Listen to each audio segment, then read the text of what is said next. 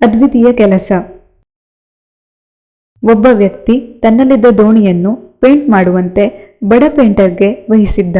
ಆತನ ಮಾತಿನಂತೆ ಆ ಪೇಂಟರ್ ತನ್ನ ಉಪಕರಣದೊಂದಿಗೆ ಬಂದವ ಆ ದೋಣಿಗೆ ಕಪ್ಪು ಮಿಶ್ರಿತ ಕೆಂಪು ಬಣ್ಣದಿಂದ ಪಳಪಳ ಹೊಳೆಯುವಂತೆ ಪೇಂಟ್ ಮಾಡಲು ಮುಂದಾದಾಗ ಆತನ ಕಣ್ಣಿಗೆ ಆ ದೋಣಿಯು ಒಂದು ಮೂಲೆಯಲ್ಲಿ ಪುಟ್ಟ ರಂಧ್ರ ಕಾಣುತ್ತದೆ.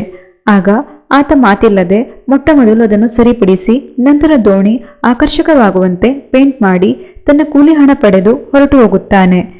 ಮರುದಿನ ಆ ದೋಣಿಯ ಮಾಲೀಕ ಆ ಪೇಂಟರ್ನನ್ನು ಹುಡುಕಿಕೊಂಡು ಆತನಿದ್ದಲ್ಲಿಗೆ ಬಂದವ ಆತನ ಕೈಗೆ ದೊಡ್ಡ ಮೊತ್ತದ ಹಣ ಕೊಡಲು ಬರುತ್ತಾನೆ. ಅದನ್ನು ಕಂಡ ಆ ಪೇಂಟರ್ಗೆ ಎಲ್ಲಿಲ್ಲದ ಆಶ್ಚರ್ಯವಾಗಿ ಆತ ದೋಣಿ ಮಾಲೀಕನಿಗೆ, ಇದೇನು ಸ್ವಾಮಿ, ನಿನ್ನೆ ನಾನು ಮಾಡಿದ ಕೆಲಸಕ್ಕೆ ತಾವು ಆಗಲೇ ನನಗೆ ಕೂಲಿ ಕೊಟ್ಟಿದ್ದೀರಲ್ಲ, ಮರೆತು ಬಿಟ್ರಾ? ಇಂದು ಮತ್ತೇಕೆ ಇಷ್ಟು ಹಣ ಎಂದು ಹೇಳುತ್ತಿದ್ದವನನ್ನು ಅರ್ಧಕ್ಕೆ ತಡೆದ ದೋಣಿ ಮಾಲೀಕ, ಈಗ ನಾನು ಕೊಡಲು ಬಂದಿರುವುದು ದೋಣಿ ಪೇಂಟ್ ಮಾಡಿದ ದುಡ್ಡಲ್ಲ, ಅದು ನನಗೂ ಗೊತ್ತು.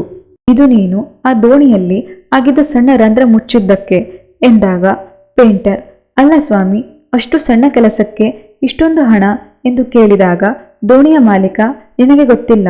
ಅದೇನಾಯಿತು ಎಂದರೆ, ನನಗೆ ಆ ದೋಣಿಯಲ್ಲಿ ರಂಧ್ರವಾಗಿರುವ ವಿಚಾರ ಗೊತ್ತಿತ್ತು, ಆದರೆ ನಿನಗೆ ಅದನ್ನು ಹೇಳಲು ಮರೆತಿದ್ದೆ. ನಿನ್ನೆ ನೀನು ಆ ದೋಣಿ ಪೇಂಟ್ ಮಾಡಿದ ನಂತರ ಅದು ಒಣಗಿದ ಮೇಲೆ ನನ್ನ ಇಬ್ಬರು ಮಕ್ಕಳು ಅದನ್ನು ತೆಗೆದುಕೊಂಡು ಮೀನು ಹಿಡಿಯಲು ಆಳವಾದ ನೀರಿಗೆ ಹೋಗಿದ್ದರು. ದೋಣಿಗೆ ರಂಧ್ರವಾಗಿದ್ದ ವಿಚಾರ ಅವರಿಗೆ ಗೊತ್ತಿರಲಿಲ್ಲ. ಆ ವೇಳೆ ನಾನೂ ಸಹ ಮನೆಯಲ್ಲಿ ಇರಲಿಲ್ಲ. ಮನೆಗೆ ಬಂದ ಮೇಲೆ ಆ ದೋಣಿ ಇರದಿರುವುದನ್ನು ಕಂಡು ನಾನು ತುಂಬಾ ಹತಾಶನಾಗಿದ್ದೆ. ಮನದಲ್ಲಿ 108 ಬೇಡದ ಯೋಚನೆಗಳು ಭುಗಿಲೆದ್ದಿದ್ದವು. ಹೇಗಪ್ಪ ಭಗವಂತ ಎಂದು ಚಿಂತಿಸತೊಡಗಿದೆ. ಕೆಲ ನಿಮಿಷಗಳ ನಂತರ ಆ ನನ್ನ ಇಬ್ಬರೂ ಮಕ್ಕಳು ಖುಷಿ ಖುಷಿಯಿಂದ ಮೀನು ಹಿಡಿದು ಆ ದೋಣಿಯೊಂದಿಗೆ ಮನೆಗೆ ಬಂದಾಗ ನನ್ನ ಮನದ ದುಗುಡು ಎಲ್ಲ ಮಾಯವಾಗಿ ಹೋಗಿತ್ತು. ಈಗ ನೀನೇ ಹೇಳು, ನನ್ನ ಆ ಮಕ್ಕಳ ಜೀವ ಉಳಿಸಲು ಮಾಡಿದ ಅದ್ವಿತೀಯ ಕೆಲಸಕ್ಕೆ ನಿನಗೆ ನಾನು ಈಗ ಕೊಡುತ್ತಿರುವ ಮೊತ್ತ ಏನೇನೂ ಅಲ್ಲ, ದಯವಿಟ್ಟು ಸ್ವೀಕರಿಸು ಎನ್ನುತ್ತಾ ಆತನಿಗೆ ಆ ಹಣ ಕೊಟ್ಟು ಮತ್ತೊಮ್ಮೆ ಧನ್ಯವಾದಗಳನ್ನು ಹೇಳಿ ಹಗುರವಾದ ಮನಸ್ಸಿನಿಂದ ಮನೆಗೆ ಹಿಂತಿರುಗುತ್ತಾನೆ. ಈ ವಿಡಿಯೋ ನಿಮಗೆ ಇಷ್ಟವಾದಲ್ಲಿ ವಿಡಿಯೋಗೆ ಲೈಕ್, ಶೇರ್ ಹಾಗೂ ಸಬ್ಸ್ಕ್ರೈಬ್ ಮಾಡಿ. ಧನ್ಯವಾದಗಳು.